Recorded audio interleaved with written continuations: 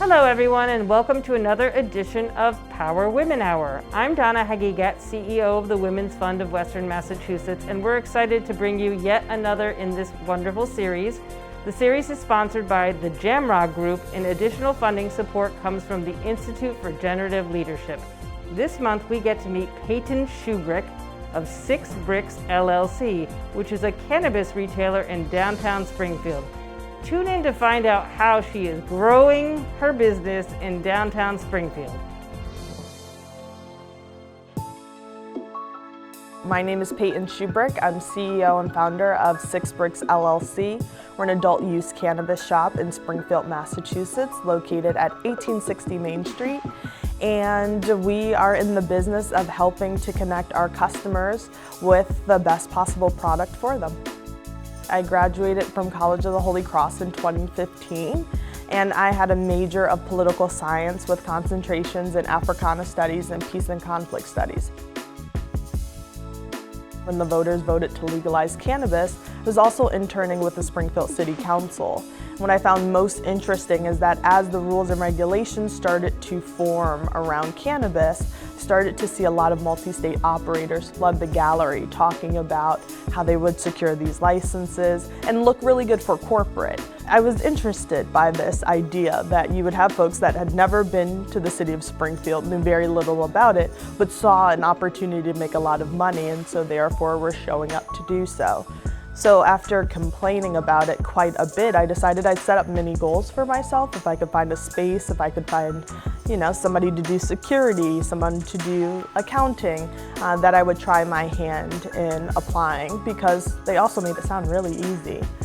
The reality of the situation is the city of Springfield chose to do a request for proposals. 27 groups applied, and they were only going to give out 4. I'd already spent the money on the proposal though, so there was no turning back. I think it's really important to have community engagement. I think the reality of the situation for me is that cannabis has a checkered history.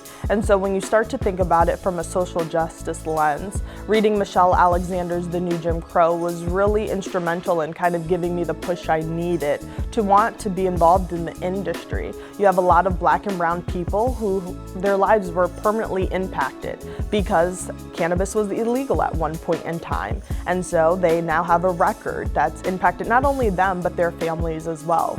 And then you also have an industry that's a billion-dollar industry, and you have folks in those same communities that have to walk by an establishment and realize that they can legally purchase a product that once caused them to be behind bars. And so for me, it was kind of this aspect of social justice meeting a budding industry and really having a desire to see how I could be authentic in terms of acknowledging the past and providing opportunities for those in the present. Well, I think the biggest way that will affect the community is the fact that our executive team actually lives in the community, right? So I'm not bringing in a team from another state. We're looking to hire folks from the community, especially those that have been impacted by cannabis prohibition. I live here in the community, and so as we think about some of the programs we're putting in place, like the Brick Benefit, we're looking to directly connect with 6 nonprofits that I and members of my team have direct interactions with, whether we're sitting on the boards of these nonprofits or we're doing the work with them regularly in the community. I think it's the attention to detail we're able to provide that really separates us. We live here, we work here, we want to hire folks from here, and that gives us, I think, a competitive advantage, right? And an authenticity that you don't always see with these establishments. I will say though, I can appreciate the city of Springfield's approach. I think if it was other communities and it was the first to apply, who has the biggest checkbook, I may not have been selected. That wasn't my reality. Cannabis is federally illegal. I couldn't go to a bank with a really good business plan and say, hey, give me a good loan so that I can get this done. I had to find private investors that would believe in me even though I had nothing to show for it. I think that brings a different level of difficulty. And I think when you marry it with the identity that I do hold as a Black woman, it provides another level of, I would say, proving yourself at times, right? Because I don't have a background in cannabis. and I don't have any other companies that I've successfully stood up and run. So how do I get someone to buy into the idea of what I'm trying to do, to buy into the concept, and ultimately buy into who I am as an individual and believe in my mission going forward? I think you have to be really comfortable with receiving a lot of no's, and that's not for everyone. So your confidence has to be, I wouldn't even say where it needs to be in terms of the average individual. It has to be slightly higher in order for you to be told no day in and day out and keep pushing through. I would say early on I recognized the importance of family, hence the name 6 Bricks, right? It's a play on the last name Shubrick, 6 people in the immediate family. And part of that was because it's hard to trust that everyone has your best interest. And at the end of the day, I can safely say that my parents and my sister have my best interest. And so early on, when evaluating what deals to take and why it may have been a good deal or a bad deal, they became the folks around the table at Sunday dinners helping me assess the situation. And so, I mean, on a good day, a bad day, they were always there, and they were always willing to be honest with me, even if it was something I probably didn't want to hear at the time, right?